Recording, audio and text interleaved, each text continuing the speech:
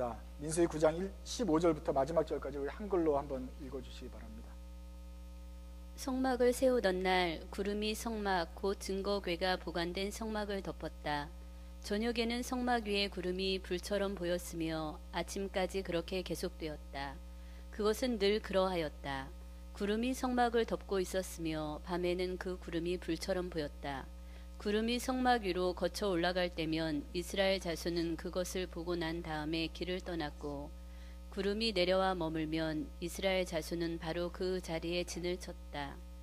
이스라엘 자손은 이렇게 주님의 지시를 따라 길을 떠났고 또한 주님의 지시에 따라 진을 쳤다.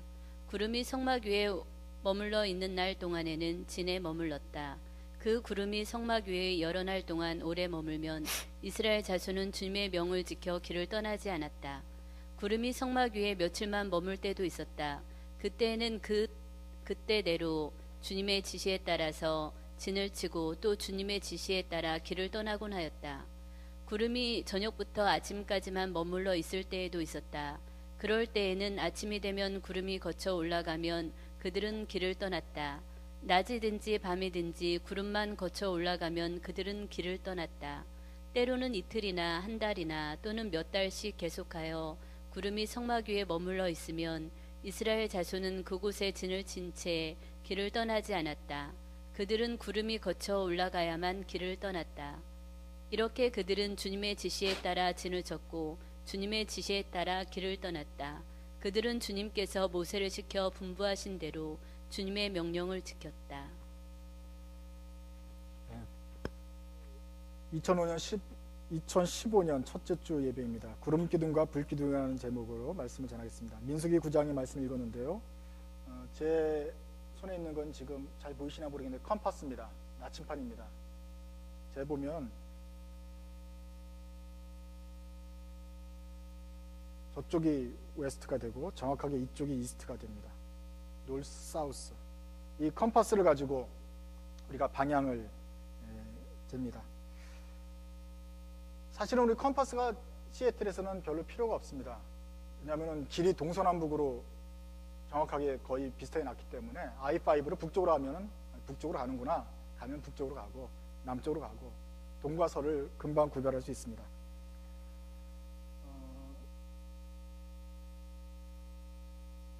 저쪽에 산에 있는 눈산이 보이면 저쪽은 동쪽이구나, 이렇게 우리가 알 수 있는 것처럼 쉽게 이 지형지물을 통해서 방향을 볼 수 있습니다. 그런데 사막은 어떻습니까? 광야는 어떻습니까? 끝없이 보이는 저쪽이 어슴푸레한 지평선이 보이고 사방을 둘러봐도 뭐 특별한 어떤 산도 없고 표적도 없습니다. 그냥 언덕이 있어도 그냥 다 비슷비슷한 언덕처럼 보이는 데다가 이게 지형이 금방 바뀌지 않습니까? 그래서 사막이나 광야를 여행하던 그 사람들은 별을 보았습니다. 별은 항상 같은 시간에 같은 곳을 방향에서 같은 방향으로 지기 때문에 그 일정한 별을 보면서 방향을 잡고 사막을 횡단했습니다.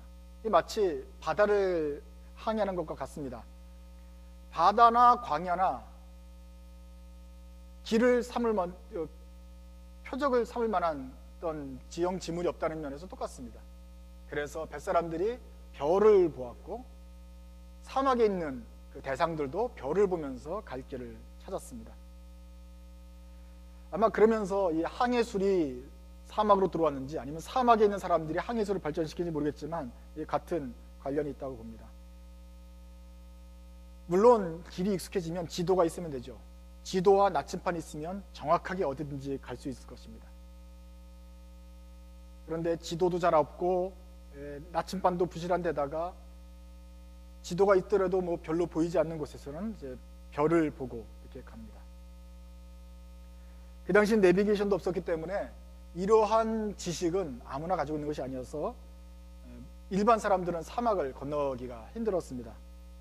사막에 있는 대상, 낙타를 타고 가는 사람들이 오랜 훈련에 거쳐서 별과 방향을 가늠하면서 갈 수 있는 그런 노하우가 있었던 것이죠. 출애굽기를 한번 생각해 보십시오. 이스라엘 백성이 하나님의 인도 가운데서 바다를 건너서 왔습니다. 바다를 건너서 왔는데 그곳이 시애틀이 아니고 광야가 펼쳐졌습니다. 거기서 40년을 살아야 됩니다.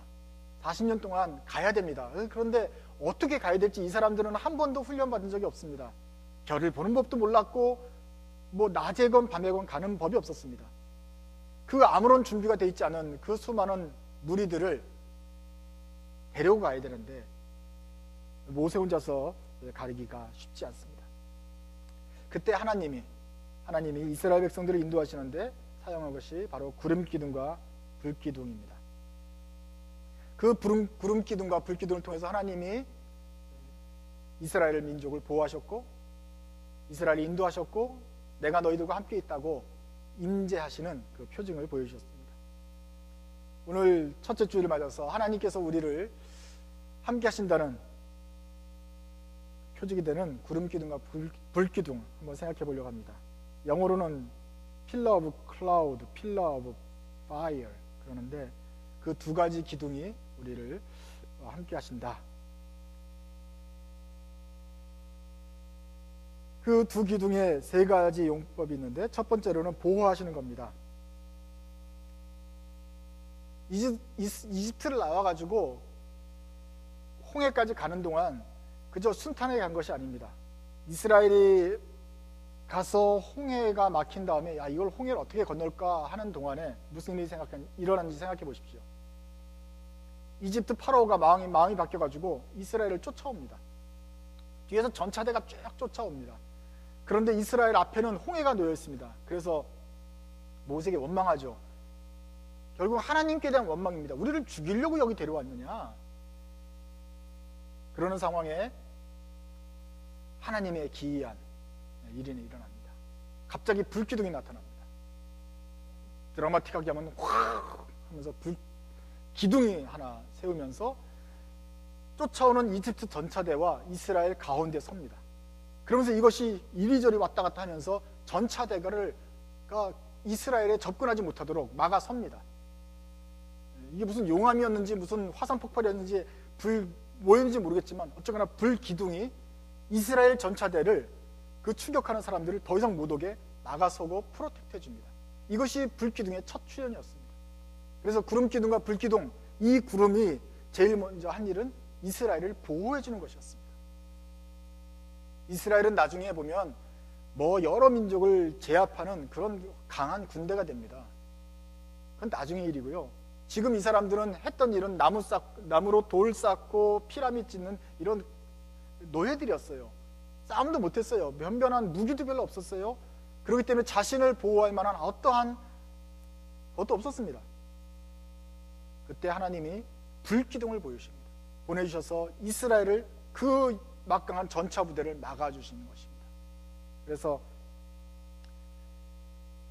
마치 아무런 대책도 없던 이스라엘을 하나님이 불기둥이라는 무기를 보내셔서 이스라엘을 보호해 주신 것처럼 오늘날에도 우리 하나님은 그 신뢰하는 사람들을 지켜주십니다.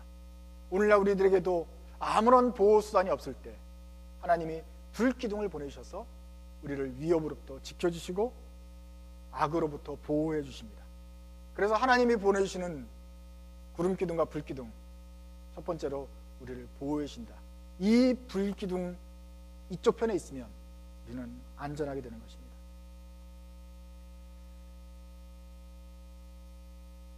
우리가 생각하는 구름기둥과 불기둥의 더 큰 용도는 인도하시는 것이었습니다.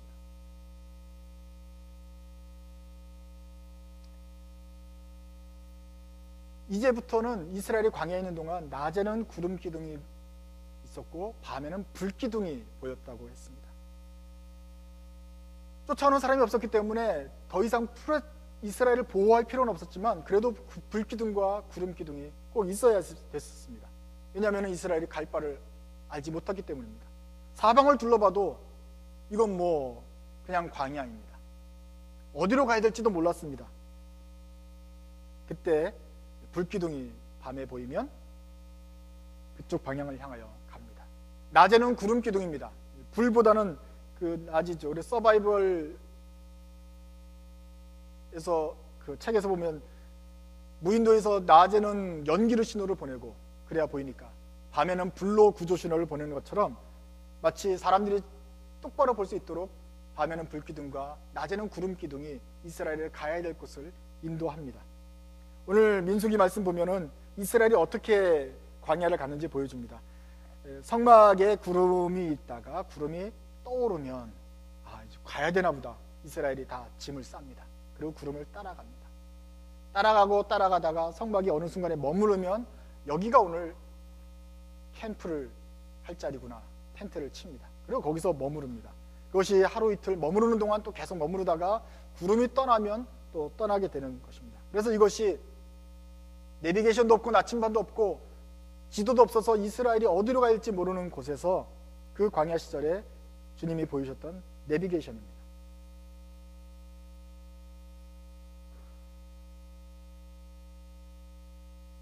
사막을 건너던 상인들은 별을 바라보고 갔고 이스라엘 백성들은 별을 바라보면서 능력이 없었지만 하나님께서 보내신 불기둥과 구름기둥을 보고 갔습니다. 오늘날 우리들에게는 어떠한 기둥이 우리를 인도합니까? 우리가 바라보고 가야 될 것, 그래서 하나님의 방법대로 하나님의 뜻대로 그 방향으로 우리를 인도할 만한 그런 것이 무엇입니까? 우리가 무엇을 놓고 거기를 초점을 놓고 그 방향으로 가야 됩니까? 사도 바울이 말했습니다. 자기가 그냥 아무렇게나 가는 것이 아니다. 아무 방향이나 그냥 아무 방향을 모르고 가는 것이 아니라 표대를 향하여 간다 그랬습니다. 사도 바울이 일할 때도 사역할 때도 뭔가 선교하러 갈 때도 표대가 있었습니다. 그리고 히브리서에서는 우리 모든 성도들이 이렇게 권면합니다. 우리가 봐야 될 것, 믿음의 주요 온전케 하시는 이인 예수를 바라보자. 우리의 믿음의 여정을 떠날 때도 지금 이제는 불기둥과 구름기둥이 없을지라도 우리의 표대가 되시는 믿음의 주 온전케 하시는 예수를 바라보면서 그 방향으로 따라가자. 예수님께서 우리에게 날마다 때마다 나타나셔서 우리의 길을 인도하실 것입니다. 그래서 광야에 나타난 불기둥과 구름기둥은 오늘날 우리를 인도하시는 예수님 모습이 됩니다.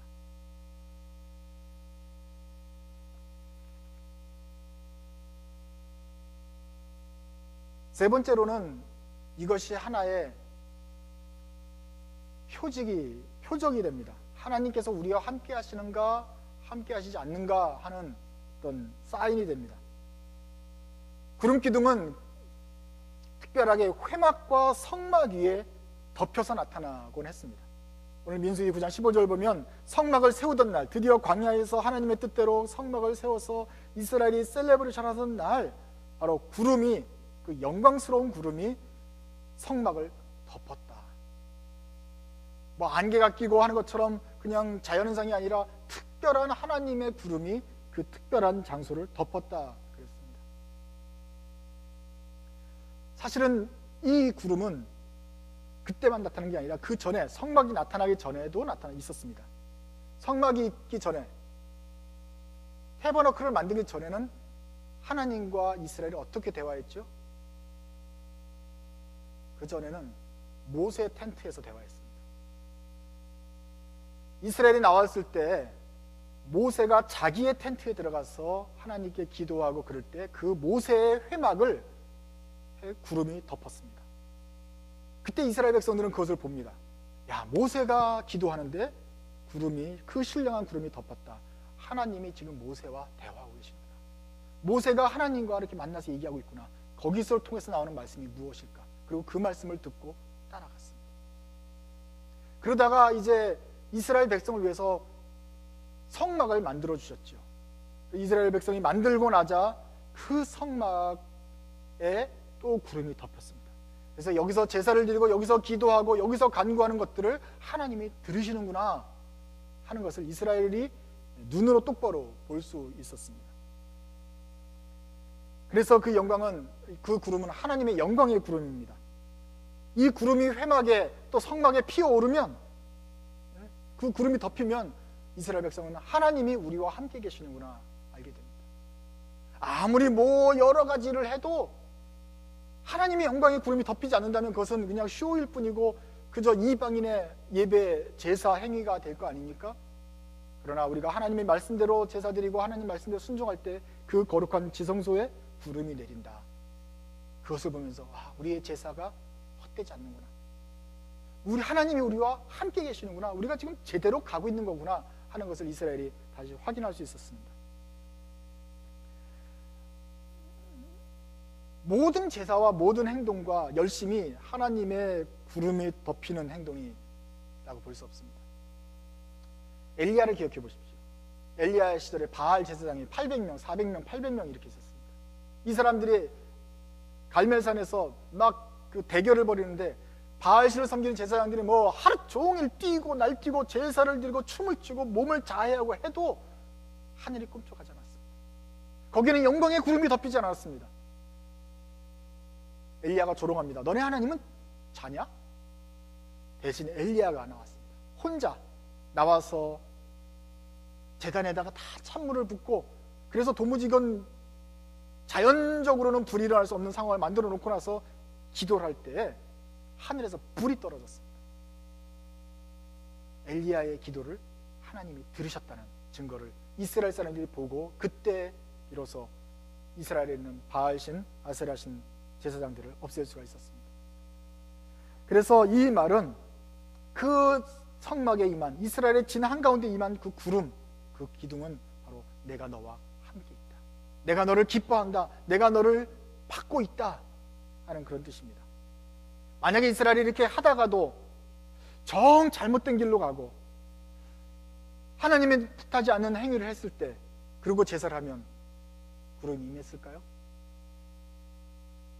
하나님의 구름이 임하지 않을 때 그 사람들은 무슨 생각을 할까요? 우리가 길을 잘못 들었나 보다, 우리의 행위가 악하다, 이렇게 금방 깨닫지 않았겠습니까? 그래서 이 구름 기둥이야말로 하나님께서 우리와 함께 계신다는 그런 표정이 되고, 과연 우리가 드리는 것이 제대로 맞는 방향을 제대로 가는 것인지 틀린 것인지 스스로 알 수 있는 그런 증거가 된다고 할 수 있겠습니다. 오늘 우리가 예배 드릴 때 하나님의 구름이 이곳에 덮입니까? 과연 우리의 행동과 우리의 사역에 주님의 기름 부음과 은혜의 구름, 불기둥과 구름 기둥이 여기 있습니까? 이것이 정말 하나님의 뜻에 합당한 일이라고 생각합니까? 그러면 우리는 안심할 수 있습니다. 우리가 지금 바른 방향으로 가고 있구나.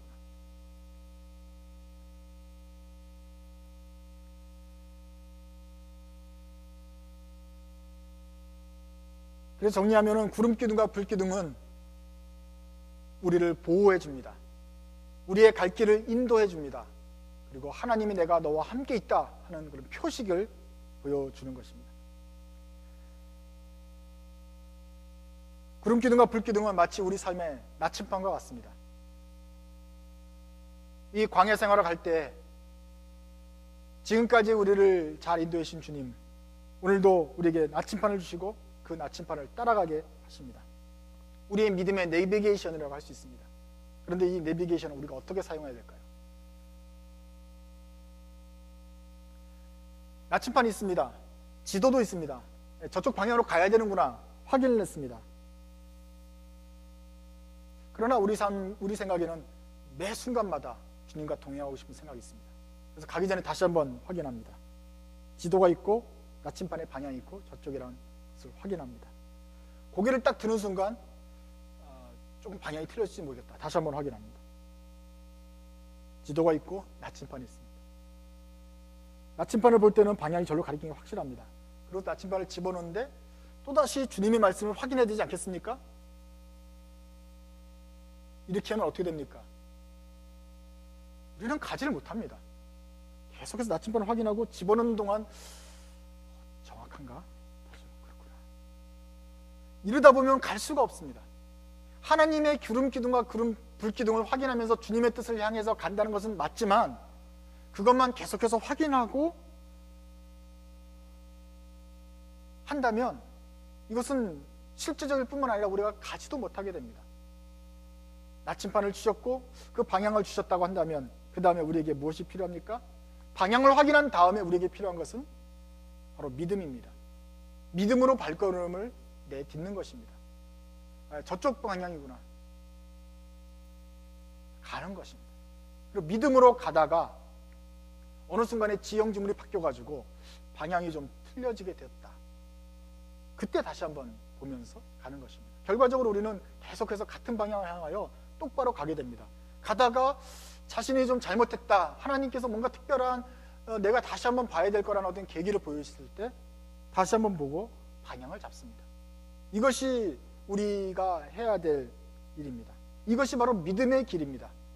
하나님의 말씀을 놓고 그 방향대로 간다는 것이 계속해서 방향만 체크하는 것이 아니고, 이제 우리에게 이제 2015년을 맞는 우리에게 필요한 것은 바로 그 믿음의 방향을 놓고 향하여 발걸음을 떼는 것입니다.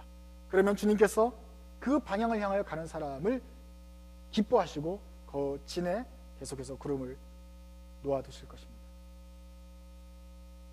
가다가 적당한 때가 되면 우리가 지도를 꺼내고 나침판을 꺼낼 때가 있을 것입니다. 그리고 정기적으로 우리가 가는 것이 맞는지 확인할 필요가 있습니다. 그러나 우리가 먼저 해야 될 일은 이제 믿음으로 발걸음을 떼는 것입니다. 우리 신자의 삶에 구름 기둥과 불 기둥이 떠나지를 않습니다. 물론 이스라엘 백성은 광야가 끝나면 그 다음에 구름 기둥과 불 기둥이 없어지고 만나가 끊어집니다. 대신 이스라엘 땅에서 그 하나님의 법궤와 지성소, 하나님의 제도가 이스라엘을 가이드하는 그런 지침이 되어주는 것입니다. 시대마다 나침판과 내비게이션의 모양은 틀리지만 지금도 구름 기둥과 불 기둥이 우리 예수님이 되으시고 우리의 표대가 되어주셔서 우리의 삶을 인도하시는 것입니다. 2015년도로 우리 지나가면서 시작하면서 우리가 또 보아야 될 것이 무엇입니까? 믿음의 주에 온전케 하시는 예수를 바라보면서 그 예수님을 나침판 삼아가면서 예수님 향하여 따라갑시다. 발걸음을 따라간다고 한다면 그 발걸음을 따라가면 마치 광야에서 구름 기둥과 불 기둥으로 우리를 지키시고 인도하시고 우리와 함께 하셨던 그 주님이 오늘날도 우리를 보호하시고 인도하시고 그리고 우리와 함께 하신다는 표정을 보여주셔서 우리를 안심케 하실 것입니다.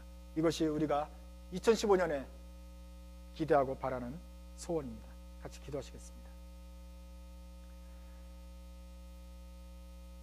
하나님 아버지, 우리의 표대가 되신 주님을 바라보면서 2015년을 시작하기를 원합니다. 이스라엘 백성들이 구름 기둥과 불 기둥을 보면서 보호하심을 느끼고 경험하고 갈 바를 알았고 하나님께서 우리와 함께 하신다는 확신을 얻었던 것처럼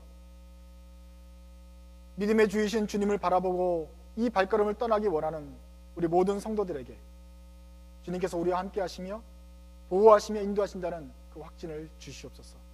그 믿음을 가지고 올 한 해를 믿음의 길을 시작하기를 원합니다.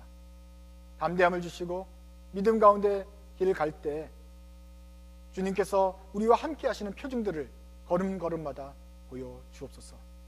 그래서 우리 모두 다 믿음의 길에서 떠나지 아니하고 하나님께서 기뻐하시는 길을 갈 수 있는 저희들이 되게 해 주옵소서. 예수님의 이름으로 기도드립니다. 아멘. 자리에서 일어나셔서 나는 길 잃은 순례자네 찬송하시겠습니다.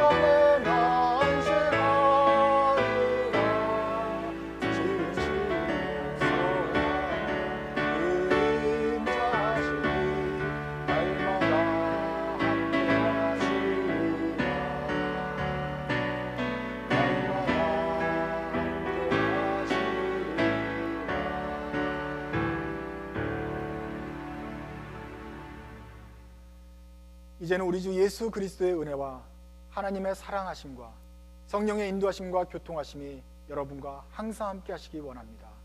아멘.